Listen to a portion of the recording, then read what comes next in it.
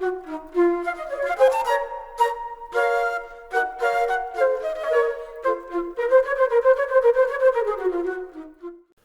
back to Knox's Artillery. On this episode, we'll be discussing the making of Matchcord, or Slowmatch.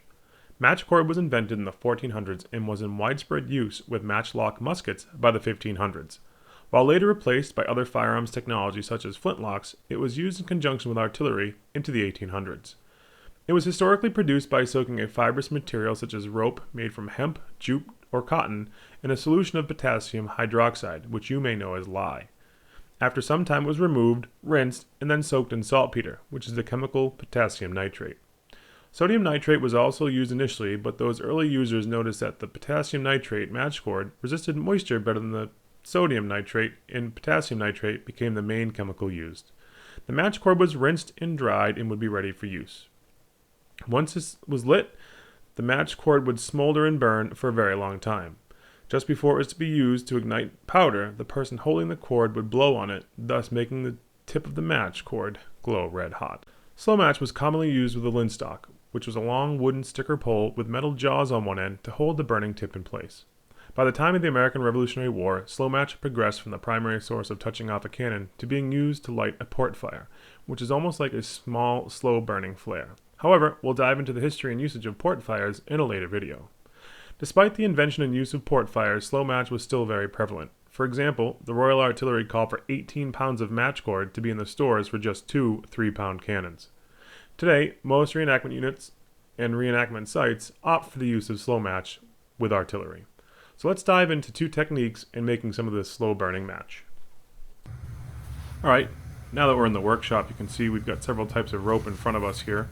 What I'm holding first is a cotton white braided rope, and you can see it's made up of 4 individual strands. However, I'm not a fan of this. It's very loose, as you can see. It starts to unravel quite easily, so we're going to just throw this away. What I'm holding now is going to be 100% jute rope, 5/16 in diameter, and you can tell if you look closely at it, it's braided together. It was suggested to us that using a braided matchcord is best because it is tightly woven and holds a better shape. It's important because it doesn't fray or blow apart when you touch off a cannon. When you do so, the pressure from the main charge shoots out the vent and has a tendency to fray a less tightly woven cord. And the second type of rope you can see us cutting here is hemp rope. It's 1/4 inch in diameter, and it's just twined or twisted, it's not braided. So these are the 2 types of rope we're going to use today in our experiment and our first attempt here at making some matchcord.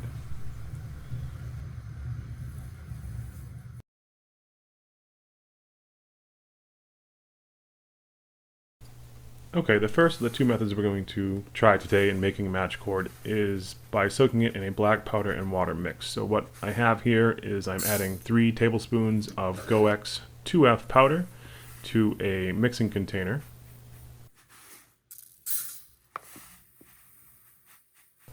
Alright, once we have all 3 tablespoons of black powder in the mixing container, we're going to just add some room temperature tap water.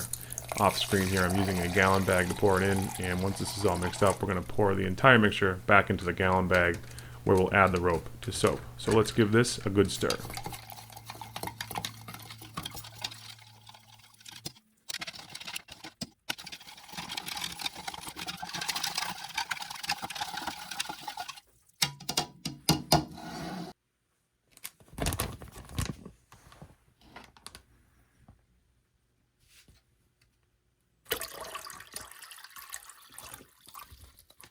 Alright, once we've got the black powder and water mixture back in the gallon bag, we're going to go ahead and add our jute and our hemp rope.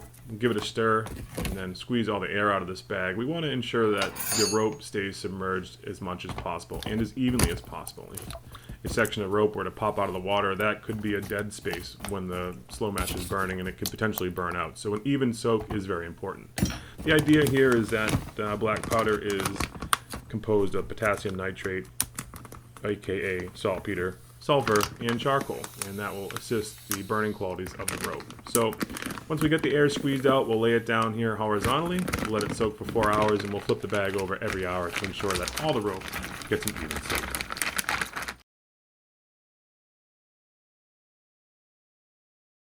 Alright, we moved outside for the second part. You know, as I was reading things, it says that fumes and smell from potassium nitrate could possibly be harmful. I honestly didn't smell too much. We're not heating this up. It's just room temperature tap water. And we're adding 2 quarts of that tap water to a mixing pot. And this mixing pot will only be used for making Slowmatch. Alright, what you see in front of us now is a 5-pound bag of potassium nitrate, which we purchased from Amazon. You can see it's in a granular form. It's not a powder, so it doesn't really make too much of a mess. But we're still wearing gloves and eye pro, just to ensure safety. We don't want to splash any of this concentrated form of potassium nitrate on our skin or in our eyes. So to the 2 quarts of water, we're going to add 6 tablespoons of potassium nitrate. Alright, we need to now give it a stir and mix until the potassium nitrate is completely dissolved in the water.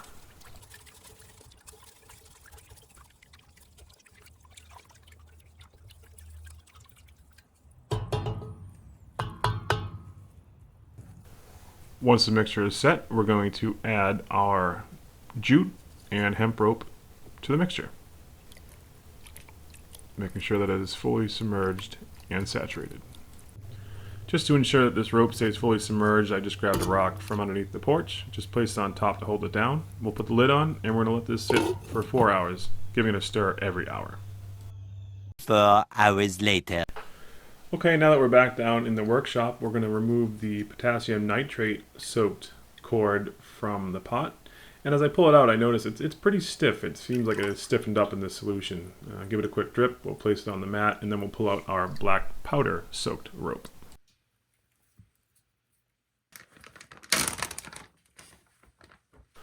Alright, as we pull out our black powder soaked rope, again it does feel stiffer than it did before. Maybe that's just me, I'm not sure, but either way it coiled up pretty nice. It soaked evenly, and as you can tell, the color difference is pretty stark between the potassium nitrate and the black powder soaked rope. So let's set these out to dry.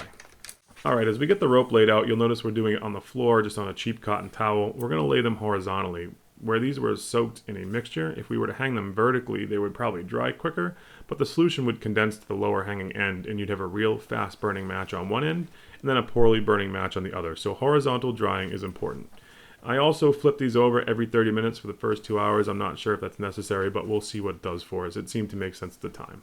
And we let these dry for a total of 24 hours. The basement is 70 degrees with a humidity in the 50s, so it's super dry. 24 hours certainly did the trick. Alright, it's been 24 hours. Our cord is dry. Let's take it upstairs and outside and see how it does.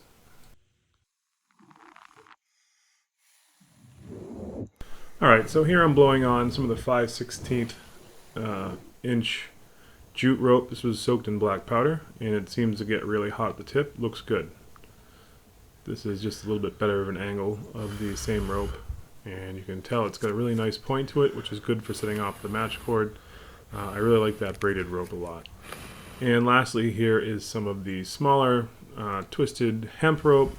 It's 1/4 inch, and this is soaked in potassium nitrate. This next segment is going to be a practical look at how our match cord actually turned out and how it burns. Here at Knox's Artillery, like we talked about earlier, we're going to use this match cord to fire our cannons. So we really want to have a match cord that works well for us. And a good match cord is one that burns hot at the tip when you're ready to fire. But between shots and or moving around and standing idly by, you don't want the match cord to burn too quickly. So it's really about finding a balance. So we went ahead here and created this side-by-side demonstration. On the outsides, you have the thicker braided cord. It's made out of jute. It's 5/16 in diameter. And on the inside, you have the smaller twisted hemp cord, which is 1/4 inch in diameter. The cords on the left-hand side, the lighter of the 4, were soaked in a solution of 6 tablespoons of potassium nitrate in 2 quarts of water for 4 hours. And on the right-hand side, the darker rope was the rope that was soaked in the 3 tablespoons of double F black powder, also for 4 hours, and then set out to dry for 24 hours. The weather at the time of this filming was about 63 or so degrees, 61% humidity, with a light breeze. These cord segments are 4 inches in length, and we let this test burn run for 10 minutes. So we're going to go ahead here, speed this video up, and see how each cord performed.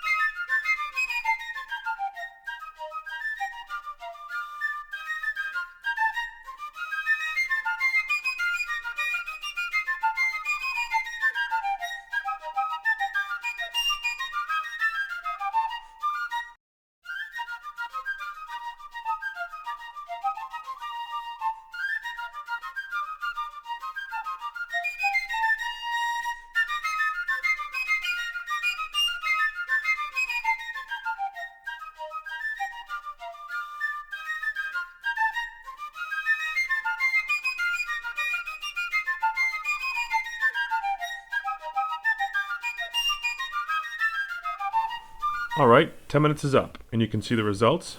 The potassium nitrate soaked cord burnt faster than the black powder cord, but all the cords really did well. They all stayed lit the entire time, and you can see me here blowing on it at the end, really instantly red hot, which is exactly what you want when you're ready to fire. The burn rate, if you had to average them out, is roughly probably 13 to 14, 15 inches per hour, which is a really good rate of burn for this Matchcord. Alright, let's go try and set off some primers.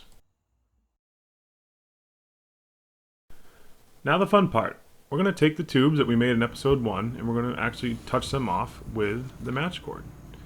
This first one here, you can tell I don't have it really directly on it, so it took a second, but we did get it. For this final test, we used the 5/16 jute cord from the black powder batch, and it worked really well. Instant ignition from the time the cord touches the primer, and that's what we want to see. And overall, we are extremely happy with this. So we hope you enjoyed this presentation on Matchcord and Matchcord making. As always, any comments, questions, put them in the comments below, and feel free to share this content. We hope to see you at the next episode of Knox's Artillery.